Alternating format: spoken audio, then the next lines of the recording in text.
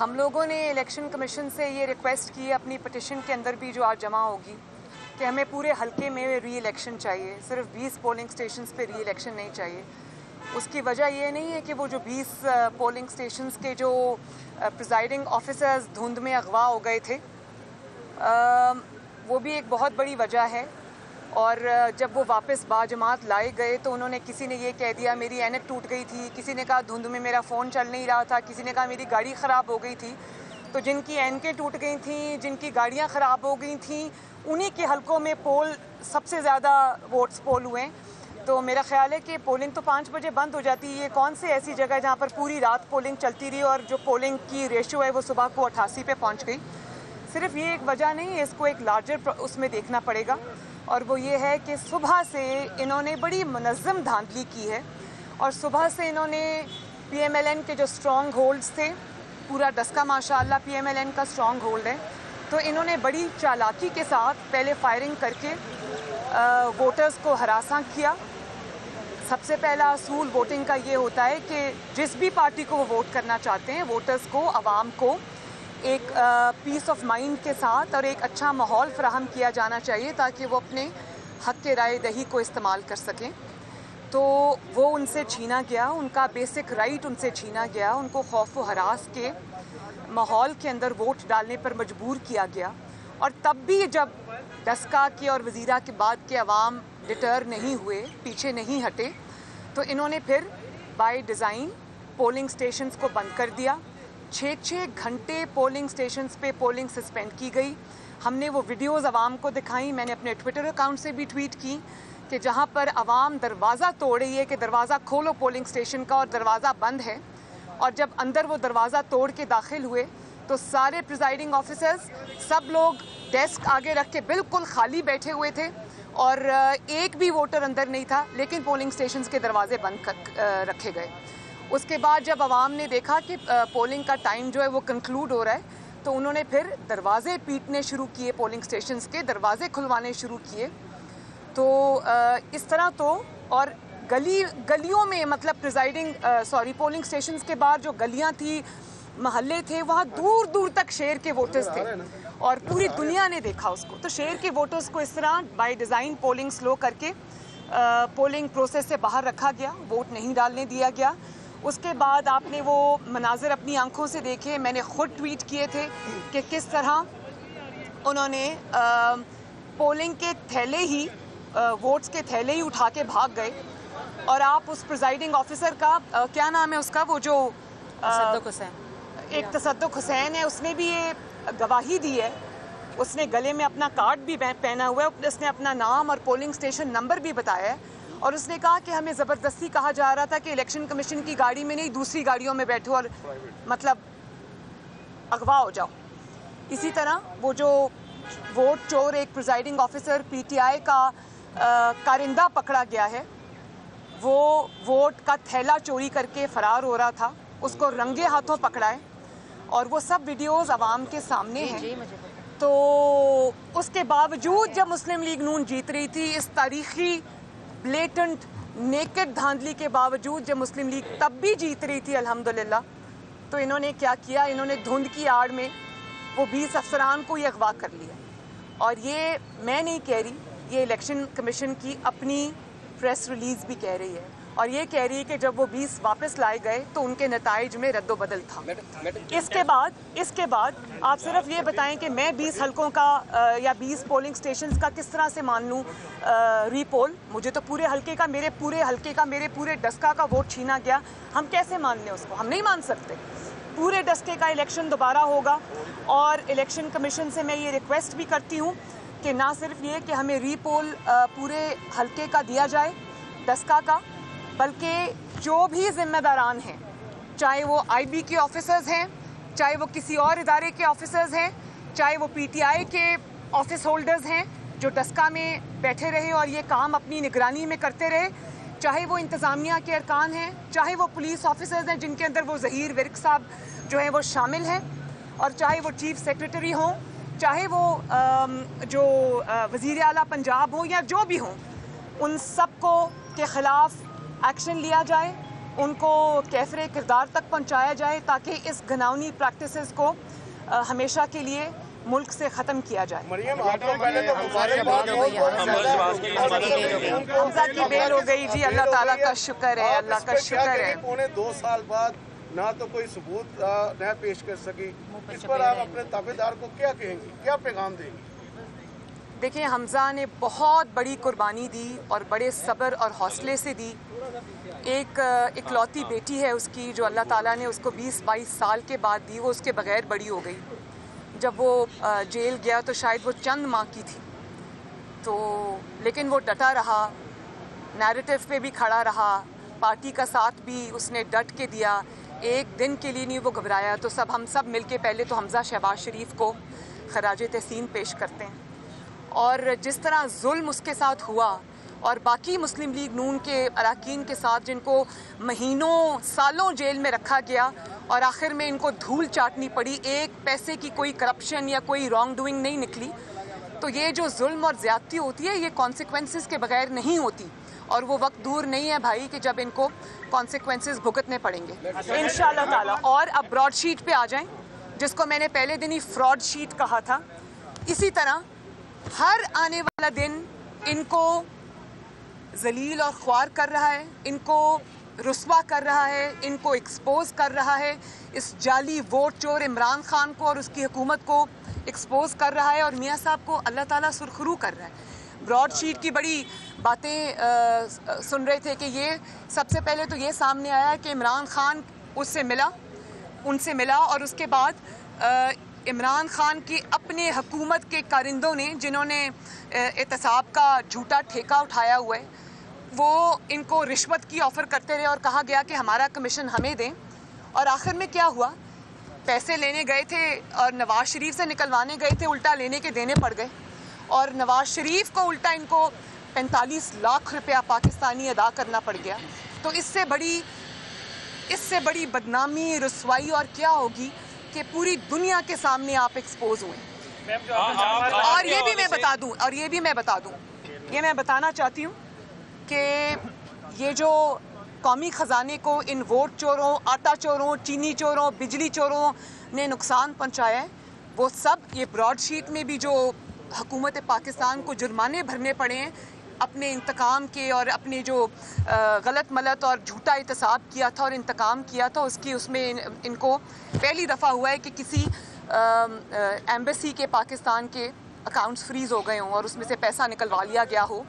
तो मैं ये कहना चाहती हूँ कि ये पैसे जो हुकूमत पाकिस्तान के पैसे थे, जो पाकिस्तान के अवाम के टैक्स पेयर के पैसे थे, जो इन्होंने इंतकाम की नज़र किए हैं और अपने झूठ की नज़र किए हैं, वो इंशाअल्लाह ताला पाकिस्तान की अवाम इनकी जेबों से निकलवाएगी। चाहे वो बनी गाला का 300 कनाल का घर बेच के अदा करना पड़े, या वो ज़मान पाक का घर बेच के अदा करना पड़े, या वो जो फॉरेन फंडिंग में अरबों रुपए का फ्रॉड हुआ है वो पैसे उस वहाँ अदा करने पड़े। खान साहब की जगह जो है सेनेट में किसको लाया जा रहा है, और दूसरा 2 मार्च के लिए आपके जो है वो नोटिस जारी हुए नैब से, उसके हवाले से खबरें चल रही। देखिए, सबसे पहले परवेज़ रशीद साहब की बात मैं कर लूँ तो पूरी दुनिया को पता है कि परवेज़ रशीद साहब को सेनेट से क्यों बाहर रखा गया।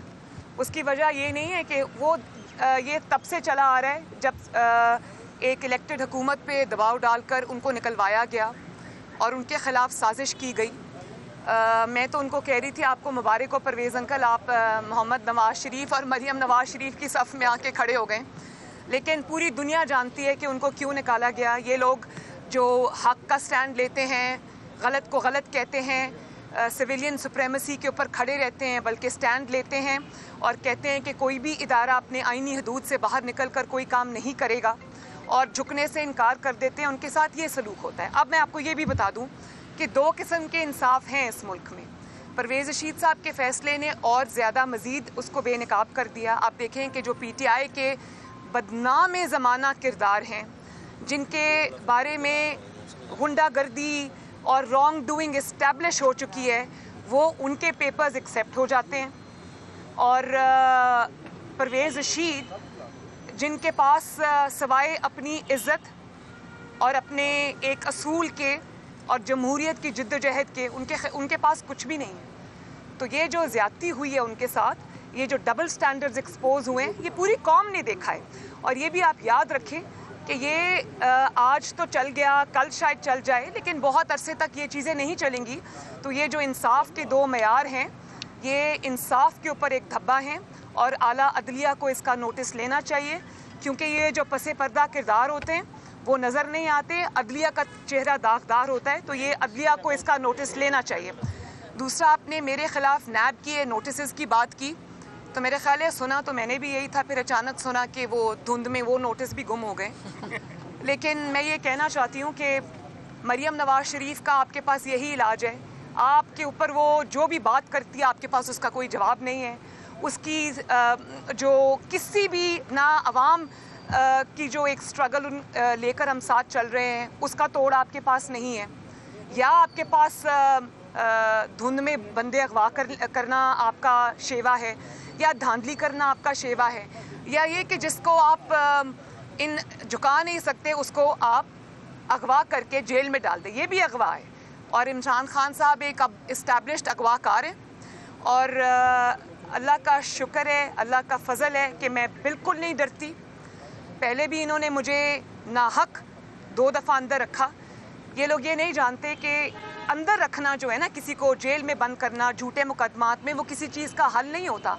आप उससे ना सिर्फ ये कि किसी को डरा धमका नहीं सकते, बल्कि जब आप नाहक उसमें जेल में होते हैं तो जो डर होता है वो भी ख़त्म हो जाता है।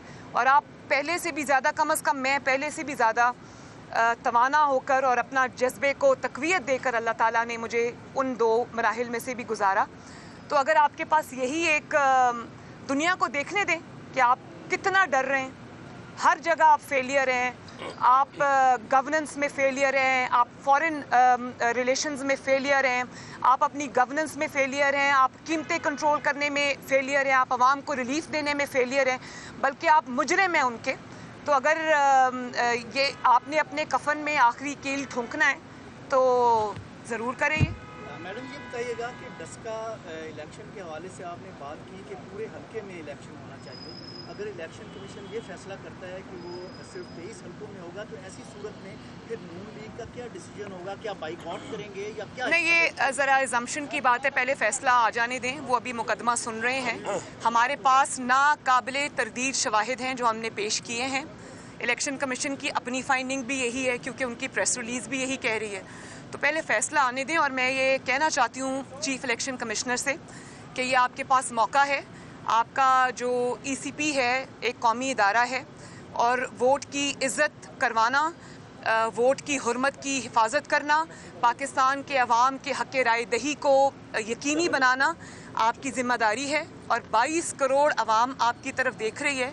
ये आपके पास शायद पहला और आखिरी मौका है कि आप एक असूली स्टैंड लेकर इंसाफ करें और पाकिस्तान के और डस्का के अवाम को इंसाफ दें, और आइंदा के लिए जो जिम्मेदारान हैं उनको करार वाकई सजा देकर आइंदा के लिए ऐसे वाक़यात को रोकें।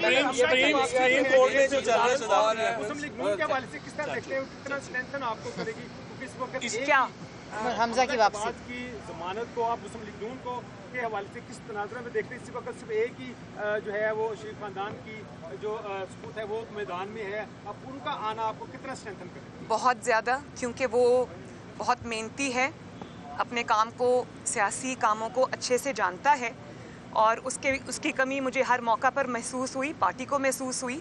अब वो इंशाअल्लाह ताला आएगा तो 1 और 1 11 होते हैं, और हम दोनों मिलकर इंशाअल्लाह ताला ये मियाँ साहब ने जो जिद्दोजहद शुरू की है पाकिस्तान के अवाम की खातिर, इसको आगे लेके जाएंगे। ये बताइएगा सुप्रीम कोर्ट में जो चल रहा है सदारती का मुतबादिल उम्मीदवार कौन है?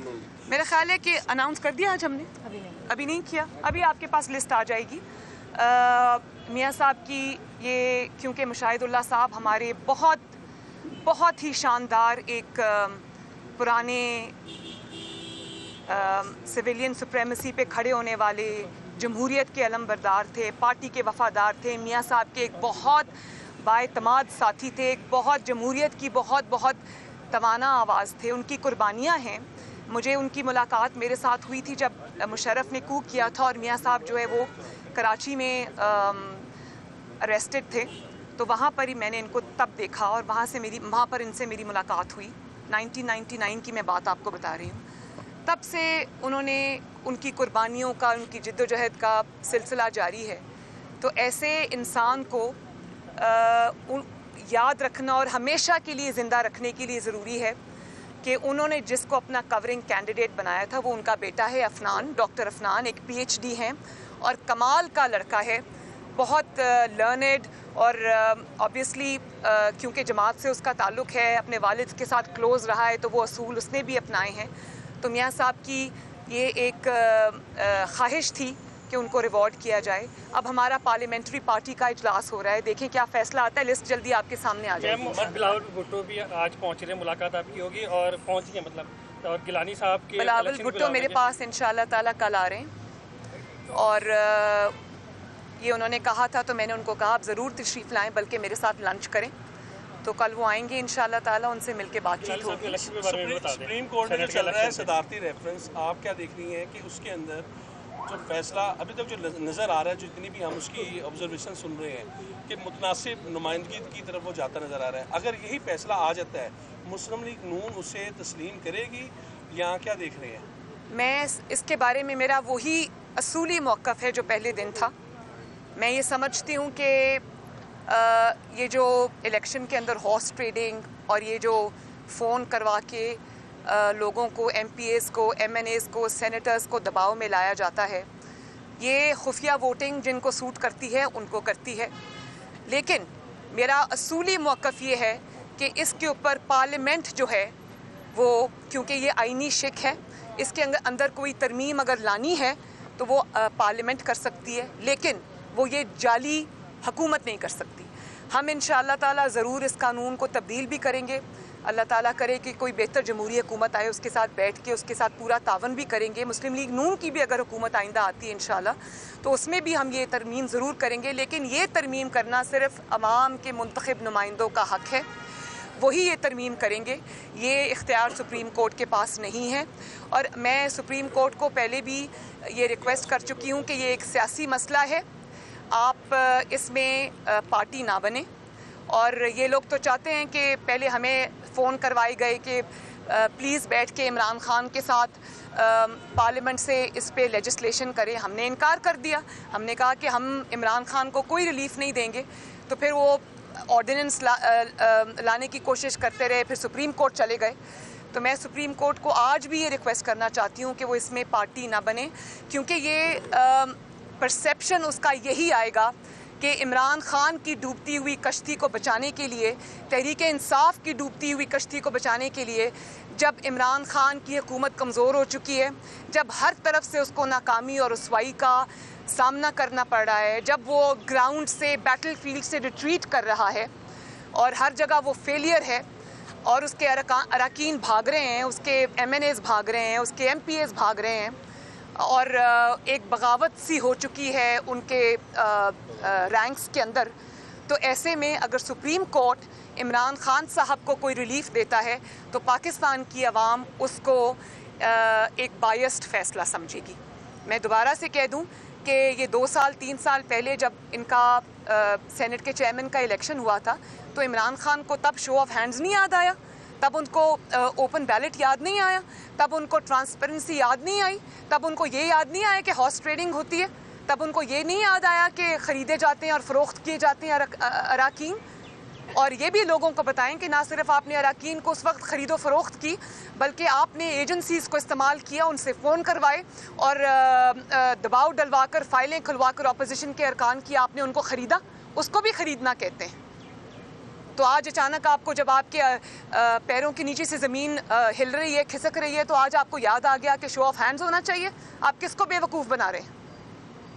अगर आप करेंगे, आप सुप्रीम कोर्ट से फ़ैसला लेंगे, सुप्रीम कोर्ट को इस गंदे सियासी खेल में घसीटेंगे, तो हम आपको एक्सपोज करेंगे और ये काम आप बिल्कुल सर झुकाकर, जिस तरह पोलिंग स्टेशन के अचानक वो 20 प्रिजाइडिंग ऑफिसर्स मुंह लटकाकर और सर झुकाकर बगैर नज़रें मिलाए हुए आरओ ऑफिस में अचानक सुबह वारिद होकर चले जाते हैं, ऐसे हम आपको आंखें बचा के नज़रें चुरा के गुजरने नहीं देंगे, हम आपको पूरा एक्सपोज करेंगे। लास्ट क्वेश्चन डस्का के इलेक्शन में और सेनेट के इलेक्शन में गैर जानिबदार है एस्टैब्लिशमेंट स्पेसिफिकली? मैं ये समझती हूँ कि अगर वो इस्टेब्लिशमेंट गैर जानिबदार नहीं है तो उनको गैर जानिबदार होना चाहिए। और इलेक्शंस लड़ना, पॉलिटिकल जो मैदान है, पॉलिटिकल जोड़ तोड़ है, सियासी हिकमत अमली है, उसमें न सिर्फ ये कि दखल अंदाजी करना बल्कि एक पार्टी को सपोर्ट करना, एक नाकाम खान को, वोट चोर को सपोर्ट करना जो खुलकर अवाम के सामने आ चुका है, जिसने अवाम की ज़िंदगी अजीरन कर दी है, एक ऐसी हुकूमत को दवाम देने की कोशिश करना, उसके पीछे खड़ा होना, उसके लिए कोई एफ़र्ट्स करना, अगर वो ये कर रहे हैं तो उनको नहीं करना चाहिए, क्योंकि ये अवाम के सामने आके खड़े होने वाली बात है जो कि किसी भी तरह अदारे के लिए अच्छी नहीं है। बस ये लास्ट क्वेश्चन। जी जी जी जी बिल्कुल, जनरल काउंसिल का इजलास है। कि आपके जो अरकान हैं वो इंटैक्ट हैं या कोई ऐसा नहीं, माशाल्लाह जिनके इंटैक्ट नहीं है मुसीबत उनको पड़ी हुई है। और मैं आपको एक दफ़ा फिर से ये बता दूं कि जब अवाम, स्पेशली पीटीआई, जो भानुमती का कुंभा जोड़ा गया था ना इधर उधर से लोग उठा के, उनकी ज़ाहिर है उनके पीछे जो ताकतें थी, उन्होंने ये पीटीआई उनको इसी तरह बनवाई, तो उनकी पीटीआई से कोई हमदर्दी नहीं है। जब उनको ये नज़र आ रहा है कि इतनी धांधली के बावजूद अगर मुस्लिम लीग नून माशाल्लाह जीत गई है तो पीटीआई का कोई फ्यूचर नहीं है। और मैं दोबारा कहती हूँ कि नौशहरा में हमने माशाल्लाह इनको घर में घुस के मारा है। अगर नौशहरा से पीएमएलएन जब कभी नहीं जीती, नौशहरा से जीत सकती है। अब आप बेशक अपनी शर्मिंदगी और खिफत मिटाने के लिए कहें कि जी वहाँ हमारी पार्टी की आपस की लड़ाइयाँ थीं, वहाँ ये था, वहाँ वो था, वहाँ ऐसा नहीं था। वहाँ अवाम ने एक ओवरवेलमिंग मेजॉरिटी के साथ मुस्लिम लीग नून को वोट दिया है। अब आप अपनी जैसे मर्जी अपनी शर्मिंदगी खिफत छुपाएं, उससे असल बात नहीं छुपती।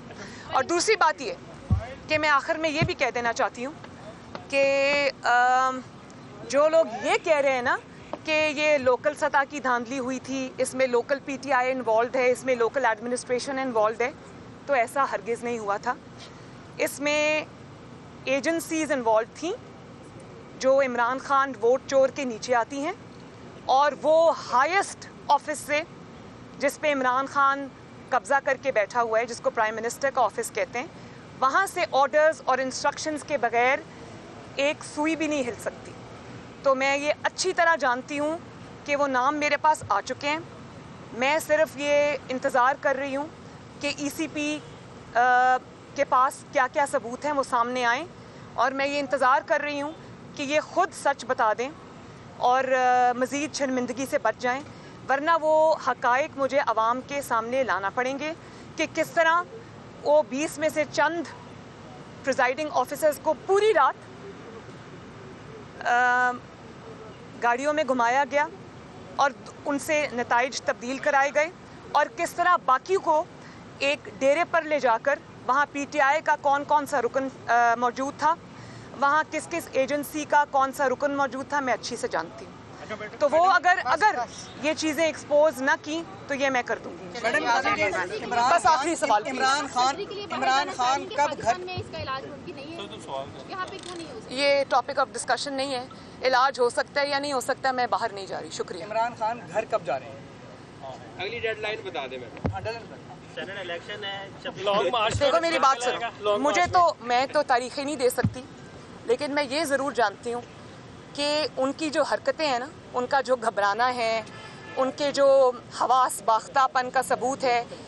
देखो इतने नाअहल और इतने नालायक हैं और इतने घबराए हुए हैं कि धांधली भी सही तरीके से नहीं कर सके, उसमें भी सबूत नहीं, सबूतों का एक अंबार छोड़ गए हैं।